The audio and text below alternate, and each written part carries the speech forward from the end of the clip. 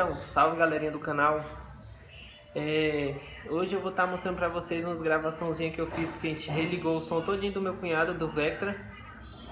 E som nas portas, 4 graves. A gente refez a ligação todinha, eu ajudei ele lá. Instalamos os módulos, que tinha um módulo queimado de grave. Aí fizemos toda a ligação novamente, que já tinha umas ligações que estavam erradas lá. Aí a gente ligou, só que eu gravei pouco, porque meu celular tava ruim, aí tava desligando toda hora, não deu pra gravar muito. Mas acompanha aí e já deixa no comentário aí se vocês querem um vídeo exclusivo dele, que a gente vai estar mostrando aí um videozinho completo dele, que ele tem umas rodinhas massa e tal, somzinho forrado. É isso aí, galera, acompanha aí. Galerinha, eu vou estar passando aí umas fotos de como tava a ligação, os fios.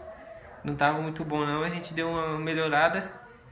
E é isso aí, galera, deixa nos comentários aí se você quiser vídeo dele exclusivo, mostrando roda, suspensão que é fixa. Tamo junto, o somzinho dele que tá bacana. E é isso aí, acompanha o vídeo aí.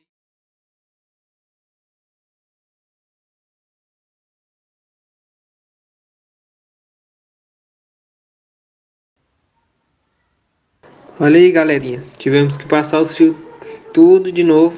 A bagunça que tava de fio aí solto, o fio sobrando. E é isso aí.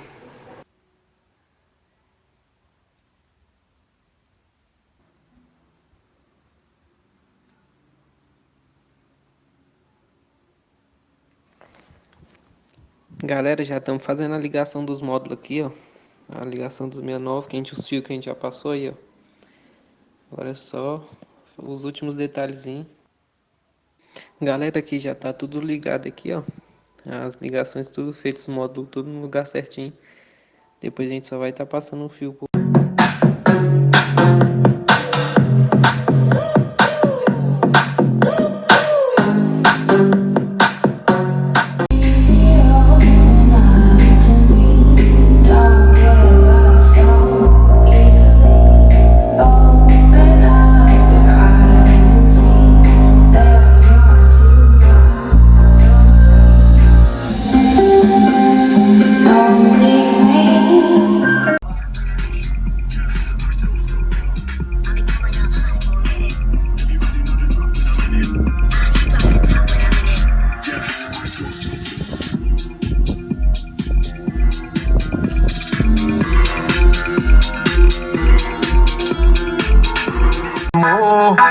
E queimou, só esperou eu frequentar sua cama. O seu beijo de pisadinha, pisadinha, cê fez um piseiro.